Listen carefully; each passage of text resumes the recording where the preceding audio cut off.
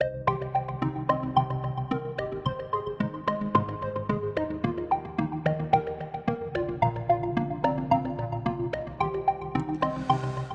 and gentlemen, I'm the Gnarly Gnome. We're back for another week, another episode of the Weekly Pint. This is a really strange one. Not that last week wasn't strange, also because we kind of saw things happening. But we're in a whole different world this week than we were just 7 days ago, and that's what we're going to talk about this entire show. I'll be honest, we're not going to talk about what the latest beer releases are, because there are still beers being released, which is fun in some kind of weird way. But we got to talk about kind of how all of this is affecting the people that we all love and that we spend so much time in our normal lives supporting and being part of, like, these stories. Justin, welcome to the show. Yeah, what's up, man? Justin Neff from Sonder. You guys are, as everybody in this town is, kind of thrown in the middle of all of this stuff right now. And I don't know how much you want to dive into kind of your guys' experience through all of this, or if we just want to kind of talk overall what this means for breweries in general right now. Um, I gotta yeah, open a go. beer first. I dug into the reserve section of the beer fridge to get a Rota Casablanca since you were on the show. I So love it. I'm gonna pour it while we're talking here. I love it. Yeah, it's odd times indeed, man. Um, we You can't uh prepare for something like this. That's what's so no. messed up to me, is that there is no possible way. As much as people write into their business the idea of things happening, this is not something that anybody prepared for. This is not something that you can prepare for. Um, all across town, people had to lay off their staff so that their staff can get unemployment checks. They had to shift what it means to run a brewery for the last, 2013, whatever that math comes out to, 7 years. It's been taproom model. You come in, you sit down, you have a pint of beer, you laugh with the bartender, you do that, and that's not what it is now. And that, even for places, you've got big guys in town like Rheingeist that have a very healthy um, distribution model. It doesn't mean that it doesn't hurt. It doesn't mean that, like, you don't see that immediately, that this tap room gets shut down, that people get laid off. It's messed up. Yeah. Um, I think you said it. It's you can't prepare for it. I think the weirdest part for us is that it's nobody's fault, right? And that's there's beauty in that. There's beauty in the fact that we're all kind of rallying together. Yeah. You talked about the unemployment piece. Um, we so when this whole thing came down, so I actually found out a few hours before it was going to be live. Um, I found out, and I started making phone calls to my team, um, and then I went into the tap room just so I could let them know before that they were about to hear it from our governor. Right. And there's a lot of emotions. There's still, I will tell you, there's still a lot of fear. There's anger and bitterness, and um, it's a really weird feeling. But I've been encouraged in a weird way. I have told a lot of my team. I think that one of the things I'm scared of the most, like, we're going to bounce back, right? Like, Right. as a society, we're resilient.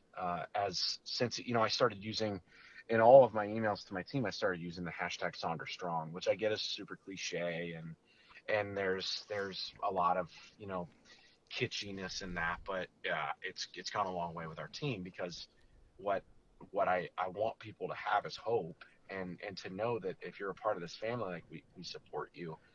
We had, as of 9 days ago, 8 days ago, we had almost 40 people that we employed, and today we have less than 10. That's scary. And it is. But we're doing social distancing at our best.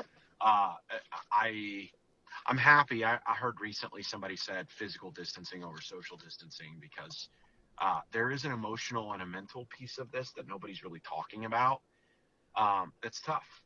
I have my wife and my 4 kids, and because we've laid off most of our team right now, um, we're a pretty skeleton crew right now, and we're still trying to do home deliveries, and we're still trying to brew beer as necessary to be able to fulfill Kroger and some of our other retail partners, and also do home delivery and taproom carry out and all this other stuff.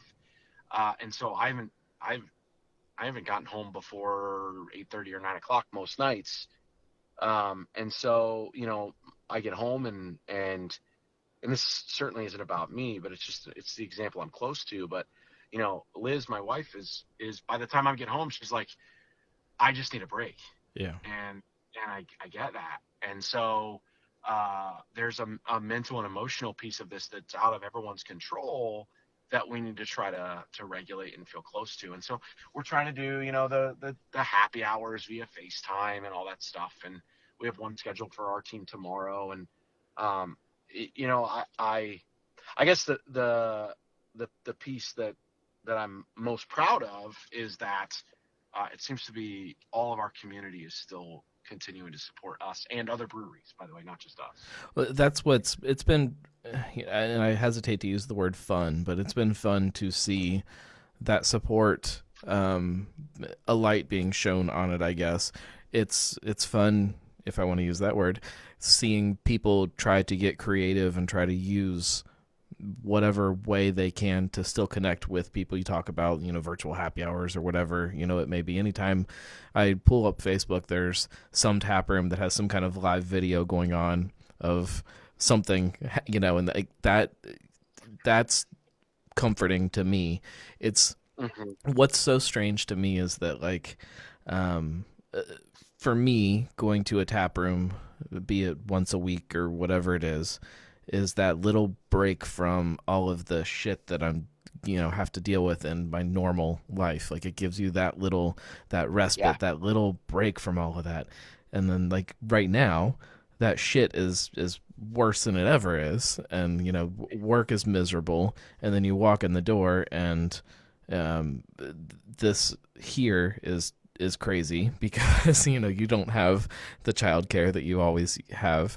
You are both working longer hours. If you're, in my house, we're both lucky that we are still working, but our hours are stupid right now, and like that work family life balance is stressful already, and then you can't just go grab a beer in a tap room to kind of break away from that for a minute. It's a really strange kind of, um, it's the time that I want to sit down and have a beer with somebody more than I think ever before, and you can't. It's really You're exactly strange. right.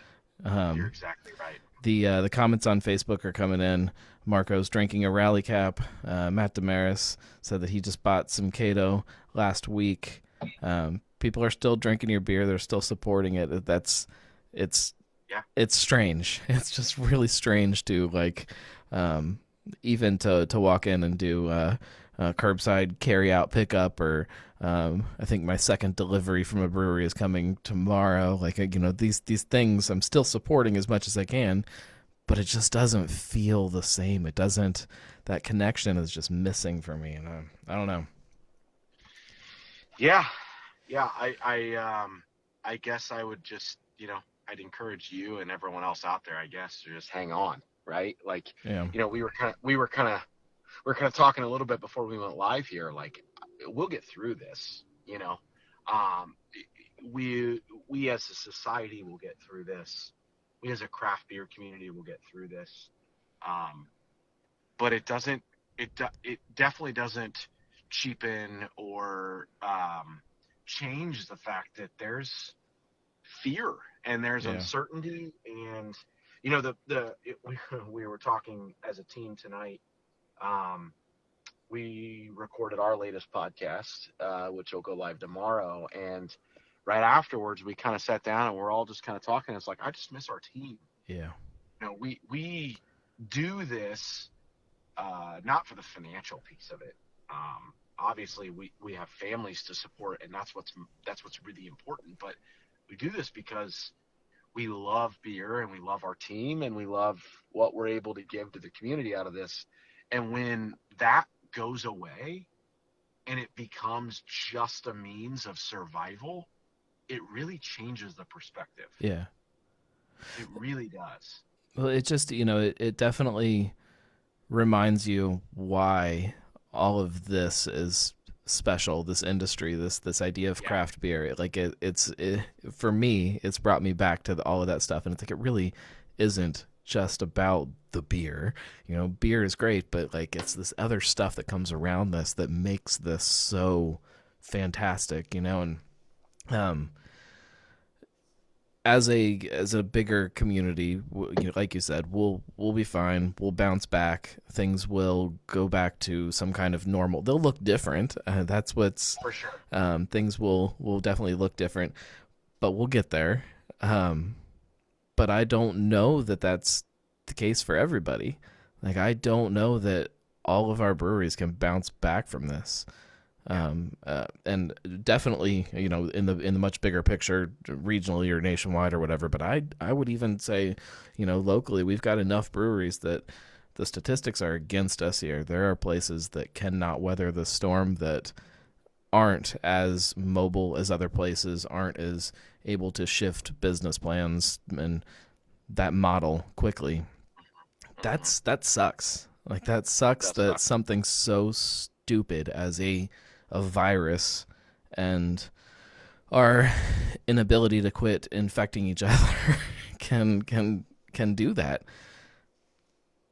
Yeah. Um, yeah, you're right. Um, I hope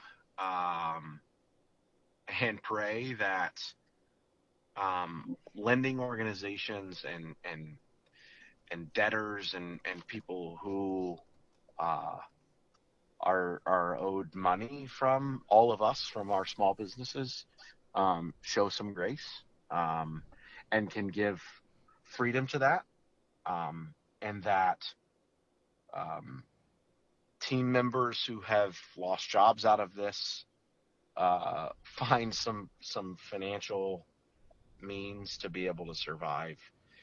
I would say um, that's for sure been the hardest part for me is our team. So we were um, literally like 14 days ago.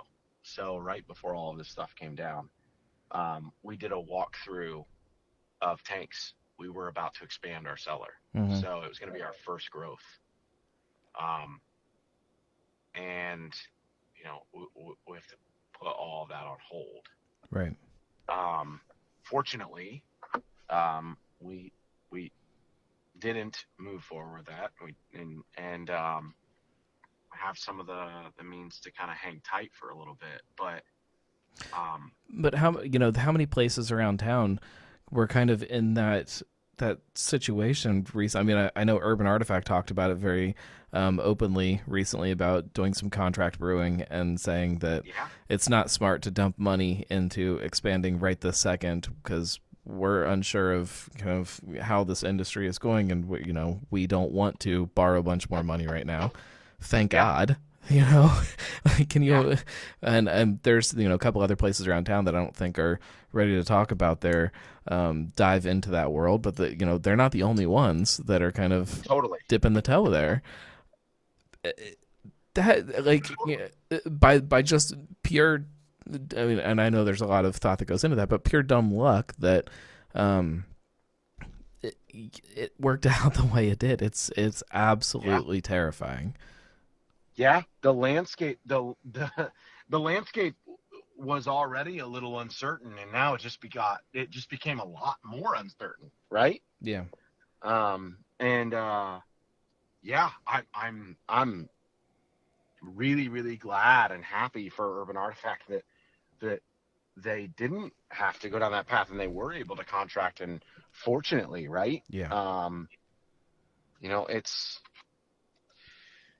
I don't know. It's crazy. I'm nervous and scared, but I'm hopeful, man. Like I really am. I'm hopeful um, that when we get past all of this, whether it's in 2 weeks or 2 months, that everybody's going to be really excited and looking forward to drinking a lot of good beer, not in their house. And It, that's be- all we can it, kind of be- hope for right it now. better not take 2 months. What's going to happen here is this is finally going to kind of ease up right at the time that I'm having kid number 2, and then I'm going to be stuck in the house and not be able to. Hey, Just my I'll luck. deliver I'll deliver beer to your house, brother. I'll be able to do it legally. So, I mean, that brings up a good question, too. Like, we talk about how this changes things going forward. Do you see some of these new routes of getting beer being something that sticks around, be it delivery or whatever it is? Maybe on a limited basis, but also maybe not. I know for us, it's not something we look to do long term because we have great retail partners and we want people to be able to purchase beer at those places. We talked about this on our podcast tonight. Truly, there are a lot of people. There are many people out there, rightfully so, and I get it. I totally get it. Who are not ready right now to leave their house. Right. They're not comfortable with it. Some people are willing to risk it more than others, and I totally get that. And I totally get the ones that aren't. For us, the means of delivering our product right now was simply a way for us to stay front and center in consumers' minds and be able to get them product in a time when they didn't want to leave their house. Right. It wasn't a way to fight with Kroger or compete with Target or the Root Cellar or BC's Bottle Lodge or Cappy's or any of these places where we have great partnerships and relationships with. We don't want to jeopardize that long term. This was an opportunity for us to be able to stay afloat and survive, but also be relevant to our consumers in a time that otherwise couldn't have. And we fortunately have the ownership group and the means to be able to just keep fighting. Right. And as I mentioned earlier, it's been a lot of long nights and long days, but man, I'll be damned if I'm gonna go down without a fight.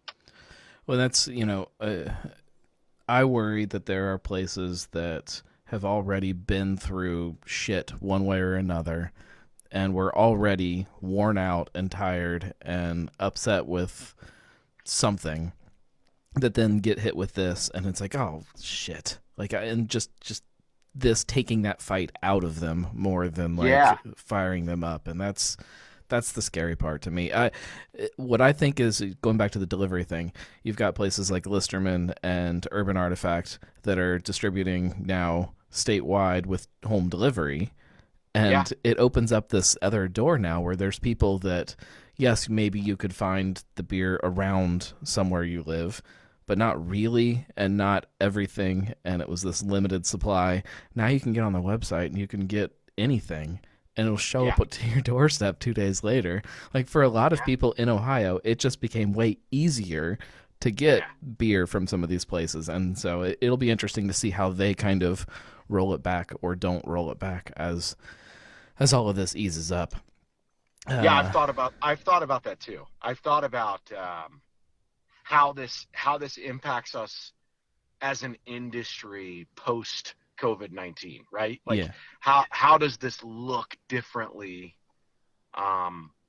after all of this? Again, all I can speak to is what we're doing at Sonder, and I can tell you that for us, we respect and appreciate our retail partners too much to make this something that we compete with them for long term. For us at least, it was just a vision or a thought to be able to partner with our consumers who don't want to leave their house. so you guys are distributing to what, Warren County, Hamilton? Tell me where you're delivering before I Yep. try to just Yep. guess. So we're delivering to Warren, Butler, Hamilton, and Claremont County. Yep. And you can just get on, I assume, the website, and there's probably a store right there that you can That's order right. everything. That's right. Yep. So you have to confirm you're 21 to get on our website, like most websites do for breweries. Um, you place the order on our website, and we'll deliver it same day. We try to deliver it within 2 hours, but we can't guarantee that. Um, Most orders have been fulfilled with that amount of time, but we deliver it straight to your doorstep. We are taking into account all of the social distancing acts. So we have one delivery driver per vehicle. And then we have to check an ID and confirm that we're handing off the product to somebody who's 21. So we ask anyone to show their ID through either a window or a door, a glass door, or whatever that looks like. And then once it's confirmed, we leave the product there for you. And then we don't touch you, communicate with you other than showing the ID, and then walk right out. It's been great, man. It's been good. It's I'm happy to see that you guys were able to pivot and make that happen. And I know that there's a lot of places that got kind of caught very quickly there of trying to all of a sudden put together some kind of online store or something that was able to do all this stuff. And it's not as easy as people think that it is to just make that happen. It's definitely not. It's definitely not. It took, and it's still, we've refined it a lot in the last 7 days, but it took a lot of all hands on deck kind of stuff to make it happen. I know But fortunately, we've been able to. I was talking to Bob and Betty at Fibonacci a week or so ago, and they were jumping pretty quickly into all of this, anticipating that it was going to happen. And Bob is a software developer by his job outside of the brewery. And I think it took him 15 hours sitting on the computer that one night trying to get it all to work out the way that they needed it to work. So, if that gives you any idea of kind of the difficulty behind stuff, it I I'm happy to see you guys being able to pivot, like I said. Thanks, brother. Yeah, yeah, they're Fibonacci. I mean example, that example there is a great example of just kind of utilizing everything that it takes right now to make it happen. You know. Well,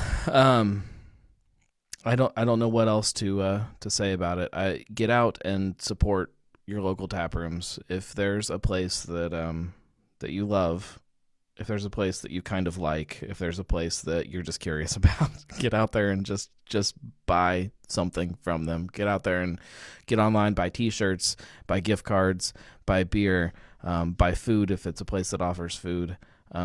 Just get out there and just kind of support these places and help them weather this storm, because it's a mess. And like you said, we will get through it, but it's not going to be painless to get through it. Yeah, I think that's well said. The other thing I would add to that is just keeping in mind, um, you know, the things that so it's interesting, man. It took me a while to get to this point. I'll admit, man. Like I'm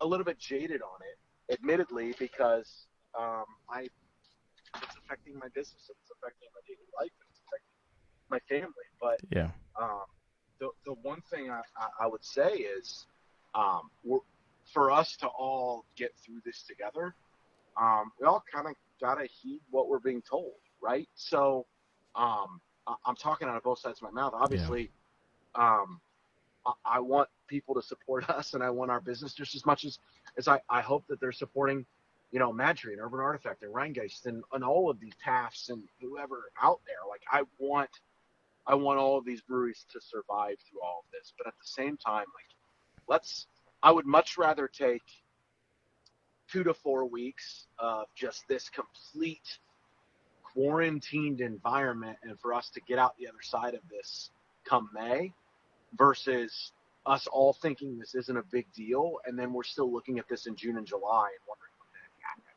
Right. So, like, I ask, support your local businesses, because I think the latest number I saw is it's somewhere around 70% of our local economy, it depends on how you, 70% of our local economy can be negatively or positively impacted by small business. That's not just business, that's just small business altogether.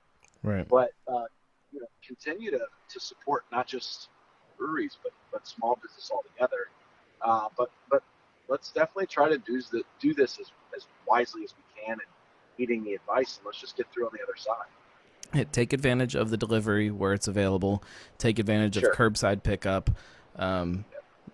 As much as when we see these people that we love and we want to support, don't run up and give them a hug and a kiss on the cheek, because that's probably not what you're supposed to do right now. Bro, that's been the hardest part for me. You know, you and I are pretty good friends at this point. You know that I'm a hugger. And I'm just like, I love just good human interaction, man. And like the hardest part for me is like not being able to give my people hugs. Well, and again, it's tough. It's weird. It goes back to that time, back to that same idea of the time where you want it and need it the most, you can't. Yes. It's just it just messes with so many parts of your emotional whatever. Like it's just so messed up right now. Everything is really crazy. Well, I appreciate you taking some time for me. I'm not going to keep you. I'll let you get back to some ounce of normalcy in your life. I appreciate you having me on, man. I'm glad. I'm glad you're still doing this. This is normalcy, and this is you have a lot of fans out here who are counting on listening to your show, man. And I'm one of them. I'm glad. I was pumped when you texted me and asked if I was willing to chat with you, man. This is what we need. This is. Let's not lose sight of that, right? Let's keep these interactions going. I'm very thankful for it. Well, and this week's episode of Cincy Brewcast is still normal. We didn't even talk one bit about the virus because it didn't really exist in our world yet. And I think next week is the same way too. So if you want a little, if you want a little break from it, then there you go. Now after that, it will be awkward because I'm pretty sure that there will be a couple episodes that will be on the phone like this, but we'll figure it out. I love it, man. It's great.